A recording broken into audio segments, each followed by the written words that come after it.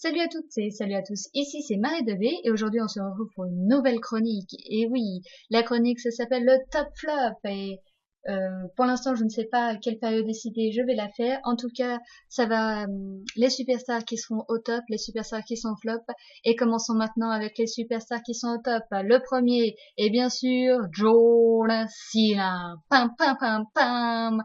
En reportant son Hell in a Cell match contre Wendy Orton la vipère, il se place numéro 1 contender pour le titre WWE World Brock Lesnar. Et oui, grâce à ça, il affrontera Brock Lesnar.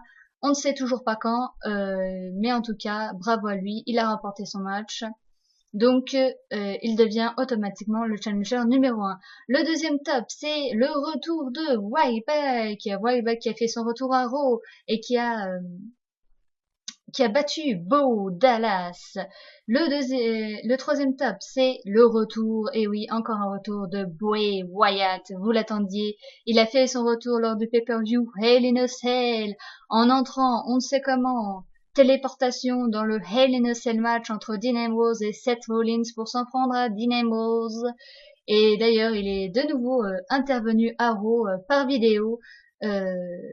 Pour faire face à Dean Ambrose. Donc ça inaugure une bonne rivalité en perspective. Et passons maintenant au flop.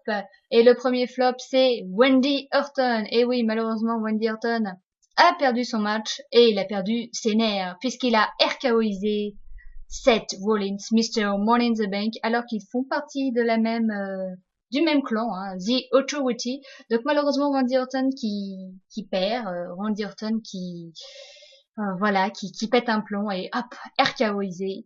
Donc peut-être que c'était une vengeance de Seth Rollins, rappelez-vous qu'il avait aussi placé son finisher. Donc peut-être que là, après que Triple H lui aura parlé, ben ça ira mieux et qu'il calmera ses nerfs. En tout cas, c'est un gros flop pour lui parce que malheureusement, il n'aura pas la chance d'affronter Brock Lesnar. Le deuxième flop, c'est John Cena. Et oui, John Cena fait partie du top et du flop, puisque lors du Survivor Series, le prochain pay-per-view de la WWE, lors d'un traditional Survivor Tag match, la team Cena fera face à la team The Authority. Donc John Cena contre l'autorité. Et Triple H a bien fait comprendre que quiconque parlera à Cena fera face à son courroux, et ça a commencé pas plus tard que à Raw, où John Cena était tranquillement en train de parler à Dolph Ziggler en lui serrant la main et tout ça, pour constituer son équipe, et paf, bizarrement, Dolph Ziggler a eu un match contre Kane parce qu'il a osé défier l'autorité, et on ne se met jamais en travers de l'autorité. Et oui, John, tu aurais dû accepter l'offre de l'autorité et les rejoindre. Donc, Dolph Ziggler a eu un match contre Kane. Le top, c'est que Dolph Ziggler a gagné son match contre Kane. Malheureusement, après, il y a eu intervention. Mais heureusement, John Cena était là pour soutenir Dolph Ziggler. Donc, il n'y a pas eu franchement de grand éclat de l'autorité. Par contre, voilà, comment voulez-vous que John Cena puisse constituer une équipe si à chaque fois il y a euh, derrière l'autorité qui s'en mêle et qui mettent des matchs. Alors ça peut être des matchs handicap, ça peut être des matchs pour le titre.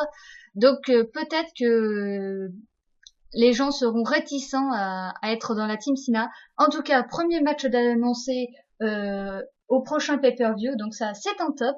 Ce sera, je vous le rappelle, Team Cena contre Team Authority dans un Traditional Survivor Series. Et voilà, c'est fini pour cette chronique, j'espère qu'elle vous aura plu.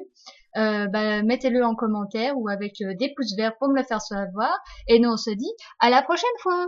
Ciao ciao.